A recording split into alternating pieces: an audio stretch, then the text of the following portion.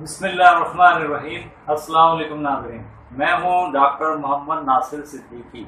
اس video میں آپ کے ساتھ کرونا وائرس کے بارے میں کچھ ڈسکس کروں گا اور آپ کو یہ بتانے کی کوشش کروں گا کہ کرونا وائرس کی انفیکشن ہونے کی صورت میں کیوں جو ہے وہ خوشبو اور بدبو کا احساس نہیں ہوتا، اور کچھ مریضوں کو جو ان کے چکھنے کی حس ہوتی ہے وہ بھی متاثر ہو جاتی ہے، یعنی ان کو ذائقہ محسوس نہیں ہوتا۔ تو سب سے پہلے میں آپ کو بتاتا ہوں کہ ہمیں خوشبو اور بدبو کا احساس اس وجہ سے ہوتا ہے کہ ہمارے جسم میں یا یہ ہمارے چہرے کے حصے میں ناک میں ایک نرو ہوتی ہے، ایک اعصاب آتی ہے جس کا نام ہے olfactory نرو، اور اس olfactory نرو کی ناک کے اندر جو اینڈنگز ہوتی ہیں وہ کہلاتی ہیں olfactory bulbs۔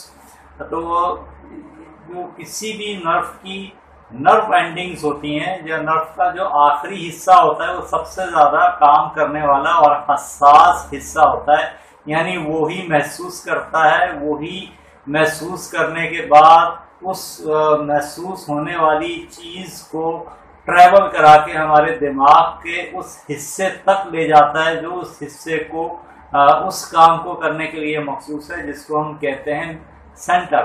جیسے ہمارے دماغ کے اندر جو ہے سونگنے کا سینٹر ہے جس کو ہم سینٹر آف اسمیل کہہ سکتے ہیں۔ یہ بات میں آپ کو سمجھانے کے لیے کہہ رہا ہوں۔ یہاں میرے مخاطب جو ہیں وہ عام حضرات ہیں، عام لوگ ہیں، پیشنٹ ہیں، ڈاکٹر پیرامیڈیکل اسٹاف نہیں ہے کہ میں بہت زیادہ ڈیپ میں جا کے جو ہے اس بات کو سمجھانے کی کوشش کروں۔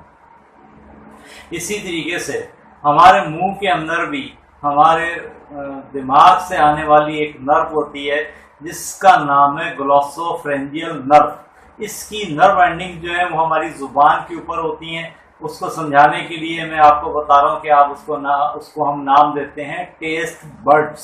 اگر آپ زبان کو قریب سے جا کے دیکھیں تو اس کے اوپر آپ کو نوکدار چیزیں جو ہیں وہ ابھری ہوئی محسوس ہوں گی۔ ویسے بھی اگر آپ زبان کے اوپر انگلی پھیر کے دیکھیں تو آپ کو زبان جو ہے وہ کھردری محسوس ہوتی ہے، پلین نہیں ہوتی۔ تو یہ جو کھردرا پن ہے زبان کا، یہی محسوس کرنے کا کام کرتا ہے، یعنی چکھنے کا کام کرتا ہے۔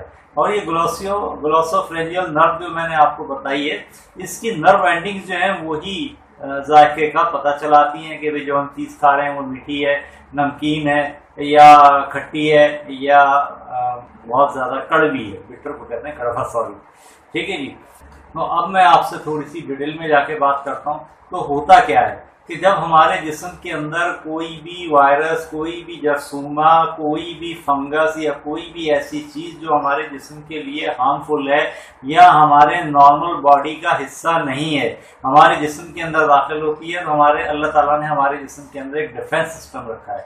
جیسے ہر ملک کی فوج ہوتی ہے، پولیس ہوتی ہے، انٹیلیجنس کے ادارے ہوتے ہیں جو جرائم پیشہ لوگوں کا پتہ چلاتے ہیں، اسی طریقے سے ہمارے جسم کے اندر بھی ہمارا ایک امیون سسٹم ہے جس کے بہت سارے دوسرے اعضاء ہیں، مطلب اس کے بہت سارے دوسرے پارٹس ہیں۔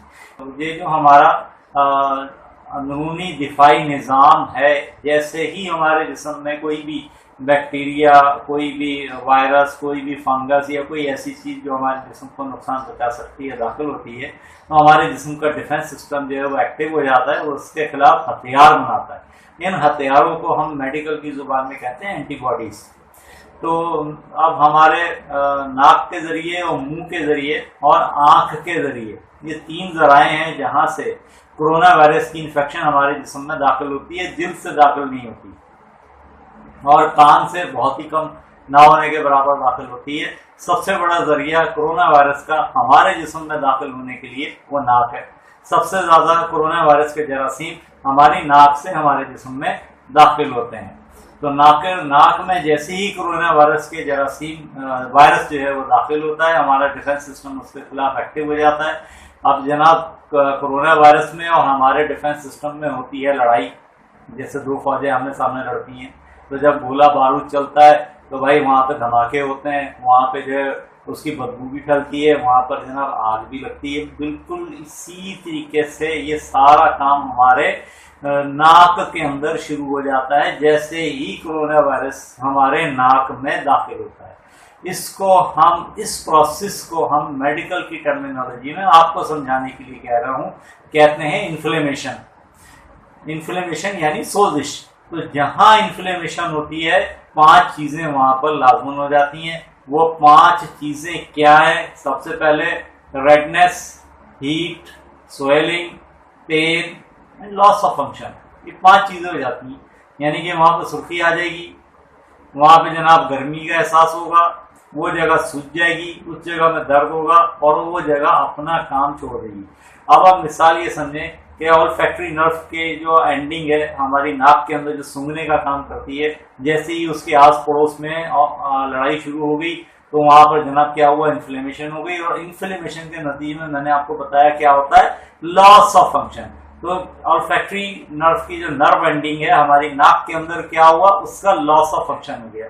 یعنی کہ اس نے خوشبو بدبو کو سینس کرنا ہی چھوڑ دیا.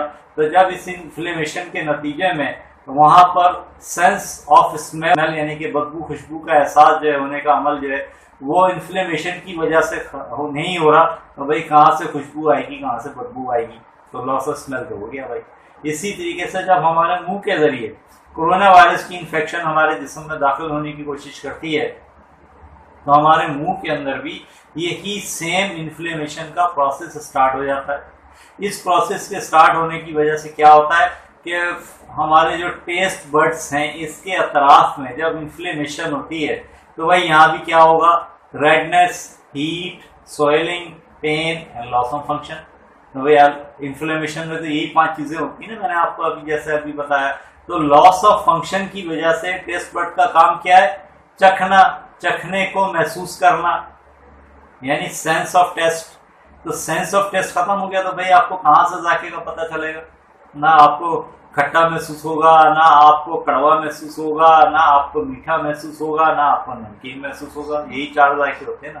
تو ایکچولی ہوتا کیا ہے کہ کورونا وائرس کی انفیکشن ہونے کے نتیجے میں ہوتی ہے ان جگہوں پر انفلیمیشن، اور اس انفلیمیشن کے نتیجے میں ہمیں لاس آف اسمیل بھی ہو جاتی ہے اور لاس آف ٹیسٹ بھی ہو جاتا ہے. تو یہاں تک بات کلیئر ہو گئی. اکثر یہ بھی دیکھا گیا ہے کہ کورونا وائرس کی کلاسیکل سمٹم آنے سے پہلے یعنی جسم میں درد ہونا، بخار کا آنا، گلے میں خراش کا ہونا، نزلہ زکام کی کیفیت کا ہونا، اس کے آنے سے پہلے ہی جو ہے لاس آف اسمیل ہو جاتا ہے. تو اگر ایسا ہو گیا ہے کسی کو تو اس کو فوراً چاہیے کہ وہ 10 دن کے لیے آئسولیشن میں چلا جائے. جو WHO کی اس وقت کی نئی ریکمنڈیشن ہے وہ یہ ہے کہ جس دن آپ کو کورونا وائرس کی فرسٹ سمٹم آ جائے اس دن سے آپ 10 دن کے لیے آئسولیشن میں چلے جائیں.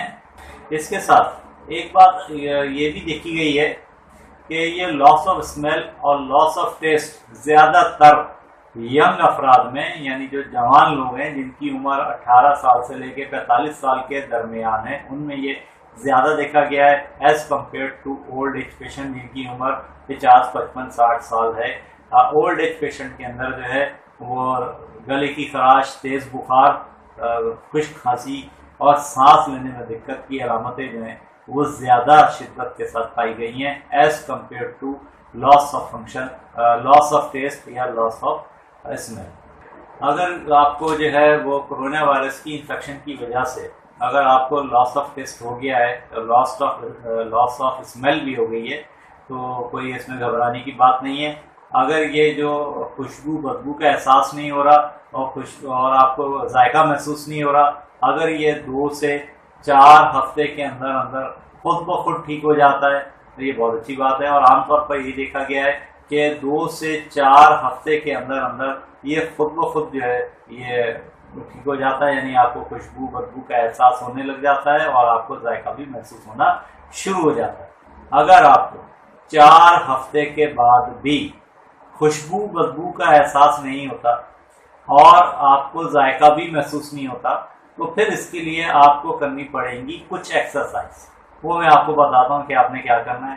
آپ نے لینا ہے ایک لیمو، آپ نے لینے لونگ، آپ نے لینی ہے کوئی تیز خوشبو. یہ 3 چیزیں آپ نے لینی. صبح کو آپ نے سونگھنی ہے لیمو کو سونگھنا ہے، یعنی محسوس کرنے کی کوشش کرنی ہے کہ لیمو میں سے خوشبو آ رہی ہے یا نہیں آ رہی. دوپہر کے وقت میں آپ نے لونگوں کو سونگھنے کی کوشش کرنی ہے کہ بھئی لونگ سے خوشبو آ رہی ہے یا نہیں آ رہی ہے. رات کے وقت آپ نے کوئی تیز عطر، جیسے میں جو لگاتا ہوں وہ مشک ہے، तो मुश्क का इतर ले लें, या एक असील का होता है वो भी बहुत तेज़ होता है, या एक हैवॉक है वो भी बहुत तेज़ होता है। इस किस्म को कोई इतर ले लें, तो वो आपने रात को उसकी खुशबू महसूस करने की कोशिश करनी है। और इसी तरीके से अगर आपको जायका महसूस नहीं हो रहा तो आपने सुबह के वक्त नमक को चखने की कोशिश करनी है, यानी नमक मुंह में रखना है। मगर याद रखें भाई, अगर आप हाई ब्लड प्रेशर के पेशेंट हैं तो फिर आपने नमक नहीं चखना। ये नहीं कि बाद में आप मुझे ढूंढते फिरें कि यार डॉक्टर साहब आपने कहा था नमक चखो, आपने नमक खाया बीपी आई हो गया। तो अगर आप हाई ब्लड प्रेशर के पेशेंट हैं तो फिर आपने नमक को टेस्ट नहीं करना। इसी तरीके से फिर दिन के 10-11 बजे 12 बजे आपने शक्कर 1-2 चम्मच चखने की कोशिश करनी है। मगर यहाँ भी एक भाई बात याद रखें, अगर आप शुगर के पेशेंट हैं तो फिर आपने शक्कर को भी टेस्ट नहीं करना, ठीक है। ये नहीं आप शक्कर टेस्ट करें शुगर आई हो गए तो बाद में मुझे ढूंढते फिर डॉक्टर साहब आपने बताया था शक्कर टेस्ट करो, हमने शक्कर टेस्ट की तो शुगर आई हो गई हमारी। इसी तरीके से दोपहर के वक्त आपने कोशिश करनी है कि कोई खट्टी चीज़ आप जो है उसको चखने की कोशिश करें। मगर यहाँ एक बात आप फिर याद रखिएगा कि अगर आपका गला खराब है, आपको सोर थ्रोट है, तो आपने खट्टी चीज़ जो है वो नहीं चखनी, वरना फिर आप मुझे ढूंढते फिरेंगे अगर डॉक्टर साहब आपने मशवरा दिया हमने खट्टी चीज़ सीखी हमारा गला और खराब हो गया, ठीक है भाई। और इसी तरीके से शाम को या रात के वक्त आपने कोई कड़वी चीज़ चखने की कोशिश करनी है। और अगर भाई कड़वी चीज़ चखने के नतीजे में अगर आपको उसकी कड़वाहट की वजह से उल्टी हो जाए तो भाई मुझे माफ़ कर देना कि ये मशवरा क्या दिया। तो ठीक है भाई, ये तो एक्सरसाइज हो गई। अगर आपकी सूंघने की खराब हो गई है या चखने की खराब हो गई है, उसके लिए आपने ये एक्सरसाइज जो है ये तकरीबन 3 महीने तक करनी है। इस 3 महीने के अंदर अंदर इंशाल्लाह आपकी सूंघने की हिस्स और चखने की हिस्स वापस आ जाएगी इन एक्सरसाइज की बदौलत। जो इसमें प्रिकॉशंस है वो भी आपको मैंने बता देंगे। अब उसके बाद अगर 3 महीने के बाद भी आपकी सूंघने की हिस्स और चखने की हिस्स वापस नहीं आती तो फिर आपका ट्रीटमेंट होगा कॉर्टिकोस्टेरॉइड्स मेडिसिन के साथ, जो कि एलोपैथ डॉक्टर करेगा। और इसके लिए ज़रूरी है कि आप अपने जनरल फिजिशियन के पास जाएं और उसके मशवरे से कॉर्टिकोस्टेरॉइड का कोर्स करें, जो कि 7 दिन का भी हो सकता है, 14 दिन का भी, 21 दिन का भी, 1 महीने का भी, 1.5 महीने का भी और 3 महीने का भी। ये डिपेंड करता है कि हाउ लॉन्ग आपको ज़रूरत है उस कॉर्टिकोस्टेरॉइड के ट्रीटमेंट की। तो मैं उम्मीद करता हूँ कि यहाँ तक आपको जो है वो मेरी बात समझ में आ गई होगी। यहाँ जो कॉर्टिकोस्टेरॉइड का जो जिक्र हुआ है तो यहाँ भी मैं बताता चलूँ कि अगर आपको खुशबू बदबू नहीं आ रही है तो आपको कॉर्टिकोस्टेरॉइड का दिया जाएगा नेजल स्प्रे यूज़ करने के लिए। और अगर आपको चखने की हिस्सा आपकी खराब हो गई है तो फिर आपको जो है डेटाकॉर्टिल एक दवा होती है उसका कोर्स कराया जाएगा। मगर ये दवा आपने अपने जनरल फिजिशियन के मशवरे से इस्तेमाल करनी है, क्योंकि जहाँ इस दवा के फ़ायदे हैं वहाँ उस दवा के बहुत सारे नुकसान हैं। तो उनसे बचने के लिए आपने अपने जनरल फिजिशियन से लाजमी मशवरा करना है।